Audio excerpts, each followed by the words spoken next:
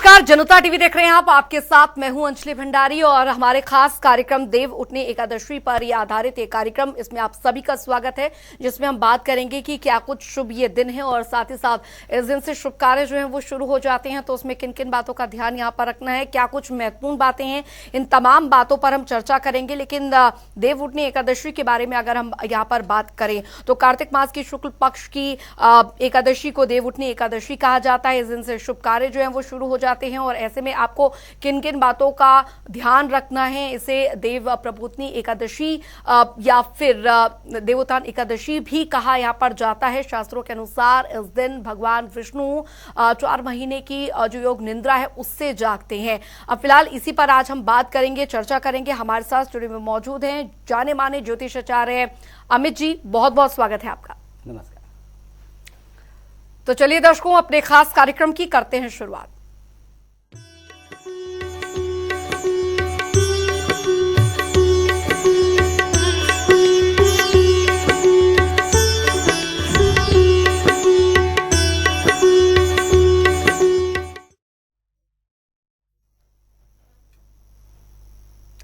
तो ये दिन है प्रभु के जागने का, सृष्टि में नवाचार का और साथ ही हम सबके कल्याण का। जाहिर तौर पर देव उठनी एकादशी जो है काफी महत्वपूर्ण, और हम अमित जी से सबसे पहले जानते हैं कि किस तरीके से, क्योंकि बहुत महत्वपूर्ण ये दिन हो जाता है। कार्तिक मास की शुक्ल पक्ष की एकादशी को देव उठनी एकादशी भी कहा जाता है, इसे देव प्रबोधनी एकादशी या फिर देवोत्थान एकादशी भी कहा जाता है। शास्त्रों के अनुसार इस दिन भगवान विष्णु 4 महीने की योग निद्रा से जागते हैं।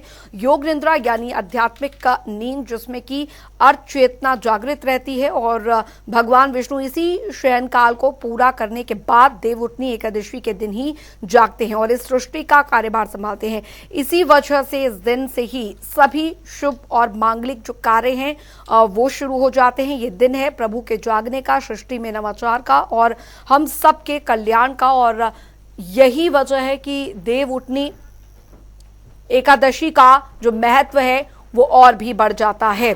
तो देव उठनी एकादशी की पूजन विधि हम आपको ग्राफिक्स के जरिए यहाँ पर बता रहे हैं। घी का दीपक जलाएं और जो रात भर जलता रहेगा, किन किन बातों का विशेष ध्यान रखना है। और ज्योतिषाचार्य अमित जी हमारे साथ लगातार बने हुए हैं, उनसे हम यहाँ पर जानते हैं आज के दिन के महत्व को और किस तरीके से ये महत्व और आज के दिन बढ़ जाता है, क्योंकि नए काम की, मांगलिक कार्यों की शुरुआत आज से हो जाती है। अमित जी। जी देखिए, देव उठावनी एकादशी विष्णु भगवान के सो के जागने का समय। अभी होता विष्णु भगवान सोते कब हैं, तो आषाढ़ मास के शुक्ल पक्ष की एकादशी को विष्णु भगवान अपने क्षीर सागर में सोने चले जाते हैं। उसके बाद अभी ही जागते हैं, कार्तिक मास की शुक्ल पक्ष की एकादशी को जागते हैं। तो अभी जो समय है ये बड़ा ही इंपॉर्टेंट समय है, क्योंकि सभी शुभ कार्य रुके रहते हैं, क्योंकि विष्णु भगवान उपस्थित नहीं है, तो ऐसे में कोई भी शुभ कार्य नहीं किया जाता है। इसको चतुर्मास भी कहते हैं, जब ये सोते हैं विष्णु भगवान, चतुर्मास भी कहते हैं। चतुर्मास में खास तौर पे क्या होता है, ऐसा समय पर कीड़े मकोड़े बारिश की वजह से बिल से निकल आते हैं, बाहर चलते हैं। अब आप पैदल चलते थे पहले साधु संत, तो और अभी भी चलते हैं, जो साधु होते हैं, पक्के साधु होते हैं, वो तो पैदल ही चलते हैं। तो पैदल चलते हैं तो उनके पैरों से जीव हत्या हो जाती है अगर वो चलते हैं, तो इसी वजह से वो रुक जाते हैं। जो जहाँ रुका होता है साधु ऋषि मुनि, वो जिस जगह रुके तो वहीं विश्राम करते हैं, चतुर्मास करते हैं। तो ये साधुओं का नियम है और इसी वजह से है। और विष्णु भगवान शयन भी कर रहे हैं और पाप भी हो जाएगा, तो ये सब कारण बन जाते हैं। इसी वजह से चतुर्मास, पूरे चतुर्मास तक पूजा पाठ किया जाता है, क्योंकि विष्णु भगवान सो रहे हैं, तो इस टाइम पे पूजा पाठ करके अपने आप को मजबूत करते हैं, ताकि अपने आप को स्पिरिचुअली पावरफुल बना सकें और सुरक्षित रख पाएँ। दूसरी बात एक और होती है कि पूरे चतुर्मास किस तरह से, क्यों चतुर्मास में विष्णु भगवान सोते हैं, तो इसमें एक और गहरा रहस्य यह है कि देवताओं का दिन और रात 6-6 महीने का होता है। आप मकर संक्रांति मनाते हैं ना, तो मकर संक्रांति के समय देवताओं का दिन शुरू हो जाता है और कर संक्रांति आती है 22 जून के लगभग। तो इस समय तक देवताओं का दिन चलता है और 22 जून के बाद देवताओं की रात चालू हो जाती है। अब 22 जून के बाद रात तो चालू हो जाती है, लेकिन आपको पता होगा कि उठना कब चाहिए, तो प्रातःकाल ब्रह्म मुहूर्त में उठना चाहिए। तो आप उठे ना उठे, विष्णु भगवान तो ब्रह्म मुहूर्त में उठते ही हैं। तो विष्णु भगवान भी अपना शयन इतना पूर्ण करके उसके बाद जाग जाते हैं, जो उनके हिसाब से ब्रह्म मुहूर्त, क्योंकि सुबह तो होने वाला, प्रातः तो होएगा मकर संक्रांति को 14 जनवरी या 15 जनवरी, डिपेंड करता है प्लानिटरी कैलकुलेशन के हिसाब से, कभी 14 को पड़ती है, कभी 15 को मकर संक्रांति। तो सुबह तो तभी होगा, लेकिन भोर में ही वो जाग जाते हैं जी। तो ये बड़ा ही शुभ समय है। सभी देवताओं के लिए ऐसा होता है, लेकिन विष्णु भगवान के लिए विशेष तौर पे, क्योंकि विष्णु भगवान ही पालन करता है इस पृथ्वी पर, है ना, विष्णु भगवान ही पालनहार हैं, तो इसलिए उनका बड़ा महत्व होता है। इसीलिए इस बात को विशेष तौर पे मनाया जाता है। जी। एकादशी वैसे तो मनाया ही जाता है, हमेशा ही मास में 2 एकादशी आती है, लेकिन इस एकादशी पे विष्णु भगवान जाग जाते हैं, तो इसलिए बहुत अच्छे से उत्सव के तौर पर मनाया जाता है। जी। तो ये इसका महत्व है। जी बिल्कुल। पूजन विधि की अगर यहाँ पर बात की जाए, क्या कुछ प्रमुख तरीके से जो पूजन विधि है उनमें ध्यान यहाँ पर रखना चाहिए? किस तरीके से भगवान विष्णु की यहाँ पर पूजा अर्चना इस दिन से करनी चाहिए ताकि घर में सुख समृद्धि बनी रहे?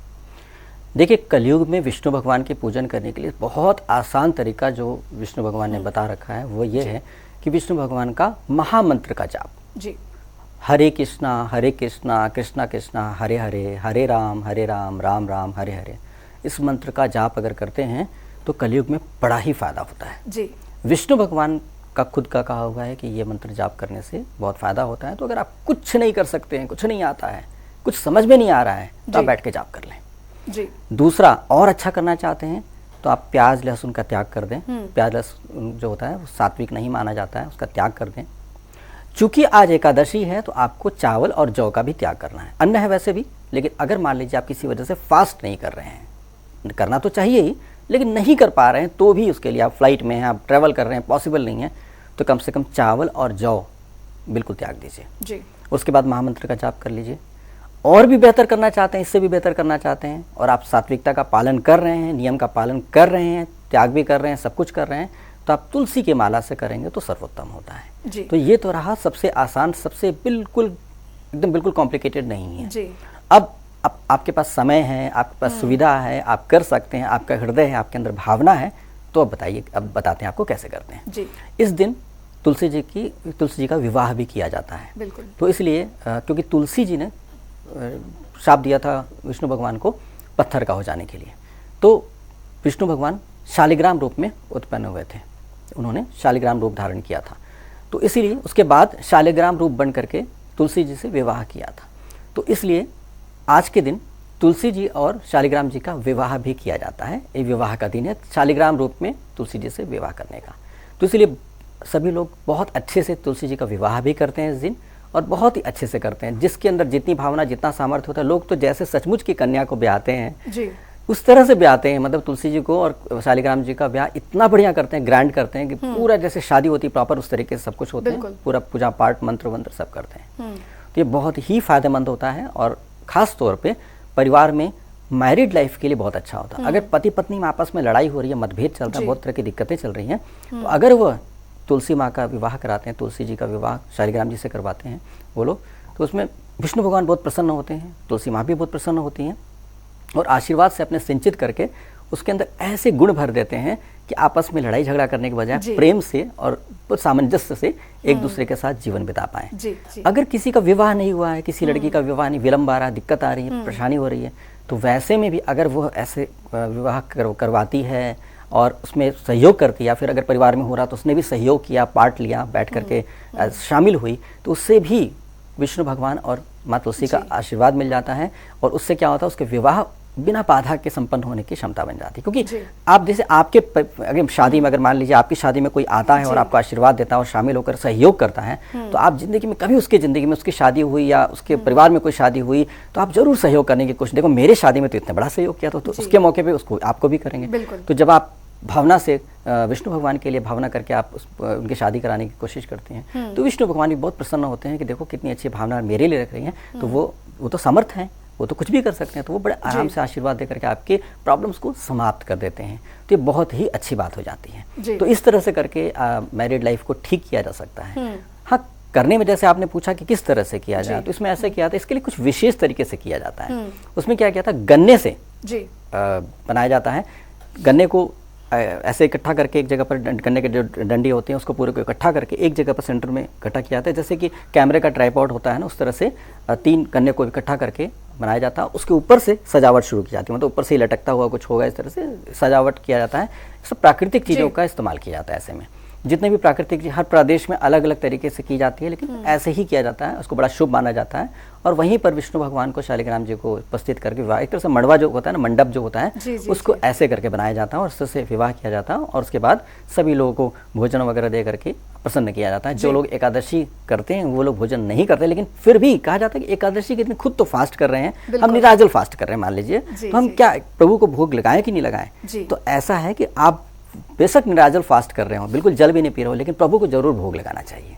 प्रभु को भी भोजन की आवश्यकता नहीं होती है, गोलोक में प्रभु भोजन नहीं करते हैं, फिर भी वहाँ पर सेवा करने में जो लोग भावना से जो सेवा करते हैं, प्रभु के भोग चढ़ाने की सेवा करते हैं, भोग देते हैं, सेवा करते हैं, सबके अपनी भावना से कृष्ण भगवान, कोई प्रेम करता है, कोई इनको भोजन देता है, कोई वस्त्र देता है, कोई जाप करता है उनका, कोई इनको याद करता है, तरह तरह की सेवाएं करते हैं। तो जो भोजन बना के सेवा करते हैं प्रभु की, वो गोलोक में भी भोजन बनाकर उनको देते हैं और वो खाते हैं, जरूरत नहीं है उनको, उनकी वो आवश्यकता नहीं ली, फिर भक्त के प्रेम की वजह से वो भोजन ग्रहण करते हैं। तो इस वजह से आप उनको क्यों भूखा रखना, आप फास्ट करके खुद को कष्ट दे करके तड़प करके अपने आप को सेक्रीफाई कर रहे हैं, त्याग कर रहे हैं ताकि आप पवित्र हों, लेकिन प्रभु को कोई आवश्यकता नहीं। तो प्रभु को पवित्र भोजन अवश्य कराएं, इससे बहुत अच्छा रहेगा। लोग जो फास्ट नहीं करके उनको भी भोजन कराएं तो बहुत अच्छा रहेगा। क्योंकि एकादशी है तो कोशिश करें एकादशी के हिसाब से करें, चावल न चढ़ाएं, से खीर नहीं कर सकते आज, खीर में चावल होता है, और जौ से बनी हुई चीजें ना करें। बाकी जो करें फलाहार कर सकते हैं तो बहुत अच्छी बात, सबको फलाहार करा सकते हैं या बिना अन्न वाला भोजन करा सकते हैं शादी के समय, तो बहुत अच्छा रहेगा। तो ऐसे करके बहुत ही लाभ उठा सकते हैं। और एक और बात बताएं कि समय का भी ध्यान रखिएगा,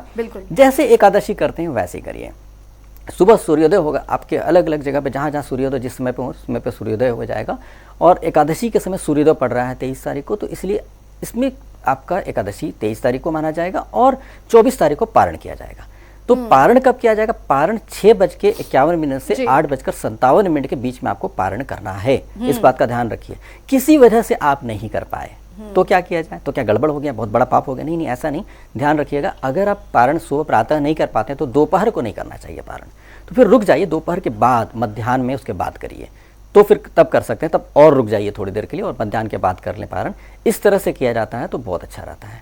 तो अगर आप इस तरह से नियम का पालन करके करेंगे तो आपको बहुत कृपा होगी। विष्णु भगवान तो जाग ही गए हैं, एकदम फ्रेश मूड में हैं। और जैसे होता है कि आप सो करके जागते हैं, सुबह सुबह अगर कोई चीखता चिल्लाता मिल जाएगा या लड़ाइयाँ करते हुए दिख जाएगा तो आपका पूरा मन अजीब सा झंझाट सा रहेगा और आप इरिटेट रहेंगे सारा दिन। फर्स्ट मॉर्निंग में जैसी थॉट्स होती है वैसे हिसाब से पूरा दिन चलता है। तो अगर विष्णु भगवान जाग रहे हैं तो ऐसे समय प्रसन्न मुद्रा में अपने आप को साफ सुथरा प्रसन्न शुद्ध चित्त होकर के बैठे मिलें, जाप करते रहें उनके मंत्रों का। अगर आप और कुछ करने की इच्छा है तो विष्णु सहस्त्र नाम का जाप भी कर सकते हैं, और भी मन करता है तो ओम नमो भगवते वासुदेवाय का भी जाप कर सकते हैं। आपको जो दिल करे, पूरा दिन आपके पास है, पूरी तरह से समर्पण करके पूरा दिन बिताएं तो बहुत अच्छा रहेगा। और विष्णु भगवान जब आँख खोलते ही देखते हैं कि आप ये कर रहे हैं तो आपको आपके प्रति बहुत अच्छा उनके मन में विचार आता है। जैसे आप कोई उठा, आप जैसे आप सो रहे हो और आपके उठते ही आपका बच्चा आपको मम्मी प्रणाम, पापा प्रणाम ऐसे करके अगर बोलता है बहुत अच्छे से आदर भाव से बढ़िया से वेल ड्रेस्ड होकर के, तो आपको कितना अच्छा लगता है, मेरा प्यारा बच्चा, आशीर्वाद तुरंत निकल पड़ता है। तो इसी तरह से आप भी गुड बॉय गुड गर्ल बन करके अपने विष्णु भगवान को प्रसन्न कीजिए और खुश हो गए तो फिर तो बहुत ही अच्छा हो जाएगा आपके साथ, आपके जीवन ही बदल जाएगा। तो इस तरह से बड़ा महत्व है इसका, बिल्कुल बड़ा महत्व है। और आपने जाना शुभ मुहूर्त भी आपने यहाँ पर अभी जान ही लिया कि किस तरीके से जो पूजा अर्चना है वो करनी है। दान का विशेष महत्व होता है हर त्योहार की अगर बात यहाँ पर की जाए। फिलहाल अगर बात यहाँ पर देवउठनी एकादशी की बात यहाँ पर की जाए, दान का क्या कुछ विशेष महत्व और क्या कुछ चीजें जो है वो दान यहाँ पर करना अति शुभ माना जाता है इस दिन? देखिए, दान का तो हमेशा ही महत्व है, लेकिन इस शुभ समय पर दान करना बहुत ही अच्छा होता है। खास तौर पे ऐसे व्यक्ति को जिसके पास भोजन नहीं है या व्यवस्था नहीं है, उसके जीवन में कुछ दिक्कत चल रही है, ऐसे व्यक्ति को अगर आप मदद करते हैं तो आपके कर्म, आप तो हमेशा कर्म कर रहे हैं और सत्कर्म चलिए कर रहे हैं, लेकिन विष्णु भगवान की जागते आँख खोलते हुए देखते हैं कि आपने बड़े बड़े सत्कर्म कर रहे हो तो विष्णु भगवान प्रसन्न होकर के आपको आशीर्वाद देते हैं। तो इसलिए क्या है कि आप ऐसे समय पर ऐसी वस्तु का दान करें जो बहुत शुभ हो और पवित्र हो। जैसे इस समय पर ऐसी कोई चीज़ जो आप, जैसे आप अगर मान लीजिए आप नॉनवेज खाते हो और नॉनवेज का दान कर रहे हैं तो महापाप हो जाएगा, क्योंकि गलत है वो। वैसे तो नॉनवेज खाना ही नहीं, किसी जीव को मार के शरीर खाने का हक नहीं बनता है, लेकिन फिर भी आप त्याग करना शुरू किए हैं, लेकिन आप किसी को ऐसे भोजन करा दे रहे हैं, गलत है। आज की डेट पे लोग ऑर्डर कर देते हैं ऑनलाइन और सोचते हैं कि हाँ भोजन दे दिए तो बोलते हैं, तो उसमें भी पाप है क्योंकि आपकी वजह से वो हो रहा है, आप डिलीवर करा रहे हैं। तो इसलिए बिल्कुल पड़िए ही मत चक्कर में। बहुत अच्छे अच्छे सात्विक भोजन उपलब्ध हैं धरती पर, उनका सेवन करना है, उनको अपने जो भी व्यक्ति गरीब व्यक्ति को भोजन करा रहे हैं उनको भी यही कीजिए। आज के दिन दान करते समय इस बात का विशेष ध्यान रखिएगा, आज के दिन चावल और जौ मत कीजिएगा दान, क्योंकि ये किसी की एकादशी खराब कर देगा। अगर आपने किसी ब्राह्मण को चावल दे दिया और या फिर जौ दे दिया और उस व्यक्ति ने खा लिया तो उसके तो आपने सत्यानाश कर दिया, एकादशी खराब कर दिया। तो इसीलिए बिल्कुल मत दीजिएगा। और ये भी बता दें आपको चावल और जौ क्यों नहीं खाया जाता है, क्योंकि ये भ्रम होता है क्यों नहीं खाया भाई, कोई लॉजिक तो होना, कोई वजह तो होनी चाहिए। तो मेधा ऋषि, एक बहुत स्टोरी है, समय इतना नहीं है कि आपको स्टोरी बताए, लेकिन मेधा ऋषि जो है एक बार धरती में समा गए थे और समाने के बाद वह जौ और गेहूं के रूप में उत्पन्न हुए थे। तो ये जब उत्पन्न हुए थे और समाये थे, ये सब समय एकादशी का ही समय था, यही समय था। तो इसलिए क्या है कि एकादशी के दिन खास तौर पे उसको मांसाहार माना जाता है कि चावल और जौ ये मांस है, उनका शरीर है, इस तरह से उसको मांसाहार की श्रेणी में रख करके एकादशी के दिन बिल्कुल नहीं खाया जाता है और न उसको देना चाहिए। तो इसलिए आप इनसे बचें। दूसरा ये कि सात्विक भोजन करें, प्याज लहसुन बिल्कुल नहीं होना चाहिए, चाहे जितनी भी अच्छी सब्जी, जितनी भी अच्छी कुछ बना करके दे रहे हैं, अगर प्याज लहसुन है उसमें तो बिल्कुल प्रिय नहीं है। वो भी आपको कारण पता ही होगा कि वो राक्षस के गले से निकला हुआ जो अमृत था ना, वो काटा गया था जब अमृत पीते समय, तो उनके गले से अमृत पी तो लिया था, तो अमृत टपका गले से, तो टपकते समय क्या हुआ, जो अमृत टपका वो, इसीलिए आप प्याज लहसुन बूंद के रूप में देखेंगे। अगर देखेंगे तो जैसे बूंद गिरता है तो बूंद के शेप में ही है प्याज भी और लहसुन भी। अब लहसुन में क्या है, ब्लड कम मिला हुआ है, ब्लड नहीं मिला है समझ लीजिए, तो अमृत है। तो लहसुन नो डाउट अमृत है, प्याज नो डाउट अमृत है। प्याज में भी आप देखे होंगे बैगनी जैसा, क्योंकि रक्त मिला दीजिए, अब ब्लड मिला दीजिए दूध में तो कैसा हो जाएगा कलर, थोड़ा पिंकिश हो जाएगा ना। वैसे ही प्याज है, कुछ प्याज सफ़ेद भी होते हैं जिसमें रक्त कम मिला होता है, इसलिए प्याज, सफ़ेद प्याज के औषधि गुण ज़्यादा होते हैं। लेकिन जो भी हो, है तो जूठा राक्षस का, तो आप राक्षस का जूठा खा के अपवित्र हो जा रहे हैं और प्रभु के अपने आप को समर्पित करें, तो प्रभु कैसे पसंद करेंगे राक्षस का जूठा। तो अमृत की चिंता मत कीजिए, श्रीहरि अपने आप में ही अमृत देने वाले हैं अमृत, तो उनके पास अगर आप हैं तो फिर चिंता करने की आवश्यकता नहीं। इन चीज़ों को त्याग करके श्रीहरि को प्राप्त करने के प्रयत्न करना है। तो इसलिए आप भोजन का दान करें, उत्तम भोजन का दान करें। फल का दान तो बहुत ही अच्छा होता है, दूध का दान बहुत अच्छा होता है, खासतौर पर गाय का दूध का दान करें। शक्कर दान करें, जो देशी खांड होता है वो चीनी नहीं, चीनी अपवित्र होता है तो इसलिए उसको इस्तेमाल नहीं करना चाहिए। देशी शक्कर का दान करें और ख़ास तौर पे, और साथ साथ आप ईख का दान करें, बहुत अच्छा होता है। ईख का दान भी बहुत महत्वपूर्ण है आज के दिन। और इस तरह से करके आप जो भी भोजन जिसमें अन्न ना हो वो भी कर सकते हैं और ब्राह्मण को भोजन करा सकते हैं, वो भी बहुत अच्छा रहता है। जो बिल्कुल निराजल कर रहे हैं उनको आप भोजन कराएं, और नहीं भी कर सकते तो ऐसी चीज़ें दीजिए जो अगले दिन वो पारण के समय पर आपके ही दिए हुए भोजन से पारण करें। तो इससे बढ़िया बात कुछ और हो नहीं सकती है। तो इस तरह से ऐसा करके अगर आप करेंगे तो बहुत अच्छा रहेगा। और भी वस्तु का दान करना, स्वर्ण दान करना बहुत अच्छा होता है, विष्णु भगवान से रिलेटेड होता है स्वर्ण, तो इसलिए स्वर्ण का दान करना बहुत अच्छा और पवित्र भी होता है। सबसे उत्तम, सबसे अच्छी धातु मानी जाती है स्वर्ण। तो अगर आपके अंदर सामर्थ्य है, आप बहुत अच्छा भगवान ने धन दे रखा है, तो निसंकोच आप स्वर्ण दान करें, उससे बहुत ही लाभ मिलेगा। तो इस तरह से करके जो भी संभव हो आप दान कर सकते हैं, और दान करना बहुत ही फायदेमंद रहेगा। एकादशी के समय ही दान करें जब विष्णु भगवान जाग रहे हैं और आपकी सारी एक्टिविटी, अच्छी एक्टिविटी विष्णु भगवान के नज़र में आ रही है, और इससे आप अच्छे से, आपकी बहुत अच्छा इंप्रेशन बनेगा और आपके अंदर अच्छी भावना उत्पन्न होगी। और विष्णु भगवान की कृपा हो गई तो आपके अंदर वो भावना बनी रहेगी, मतलब अच्छी भावना बनी रहेगी। और दान करते समय विष्णु भगवान के सामने अगर दान कर रहे हैं तो ऐसा हो जाएगा कि आपके अंदर दान का सामर्थ्य भी आ जाएगा, इतने आप अमीर हो जाएंगे, इतने योग्य बन जाएगा, और बिना पाप का धन मिलेगा, बिना 2 नंबर का काम किए धन मिलेगा। बहुत तरीके से बिना 2 नंबर के पैसे कमाए जा सकते हैं। ऐसा नहीं है कि हमेशा ही 2 नंबर से कमाया जा सकता है, अमीर बनाए तो 2 नंबर से बनाए, ऐसा नहीं होता है। ईमानदारी से भी बहुत पैसे कमाए जा सकते हैं। तो इसलिए आपको ऐसी योग्यता मिल जाएगी, ऐसा संयोग मिल जाएगा कि आप बहुत पवित्र धन कमा पाएंगे और दान भी कर पाएंगे, ऐसा भी योग बन जाएगा, और पुण्य कमाते रहेंगे, इसका आशीर्वाद भी विष्णु भगवान से प्राप्त होगा। जी बिल्कुल अमित जी, लेकिन कई बार ऐसा होता है कि कोई भी मांगलिक कार्य या कोई शुभ कार्य शुरू करने से पहले कोई ना कोई अड़चने आ जाती हैं। ऐसे में आज का दिन तो शुभ माना ही जाता है कि आज से आप कोई भी मांगलिक कार्य की शुरुआत यहाँ पर कर सकते हैं, लेकिन कई सालों से अगर किसी के घर में कुछ शुभ नहीं हो पा रहा है, या वो कोई व्यापार धंधे में कोई परेशानी आ रही है, या मांगलिक कार्यों में कोई परेशानी आ रही है, तो ऐसे जो परिवार के लोग हैं वो किस तरीके से इस दिन पूजा अर्चना करें ताकि भगवान विष्णु का आशीर्वाद जो है वो उन्हें प्राप्त हो सके? ठीक है, इसके लिए देखिए बहुत अच्छा प्रश्न है, बहुत ही अच्छा प्रश्न है। और यही बात जरूरी है कि आप कोई भी पूजा पाठ के आपके दैनिक जीवन में आपकी सहायता नहीं हो पा रही है तो आपको लगता है फिर क्या फ़ायदा करने का, है ना। तो इसलिए आपकी दैनिक समस्याएं होती हैं, तरह तरह की समस्याएं होती हैं, और उससे आप बाहर आना चाहते हैं। विष्णु भगवान के लोक में आप हैं, सबसे पहली बात तो ये है, इस जगत के पालन करता विष्णु भगवान है, और आपको समस्या आ रही है, इसका मतलब विष्णु भगवान के निगाह में नहीं, या विष्णु भगवान आप पापी हैं और विष्णु भगवान इग्नोर कर रहे हैं आपको बचाने के लिए, क्योंकि आप पापी हैं, आपको दंड मिलना चाहिए।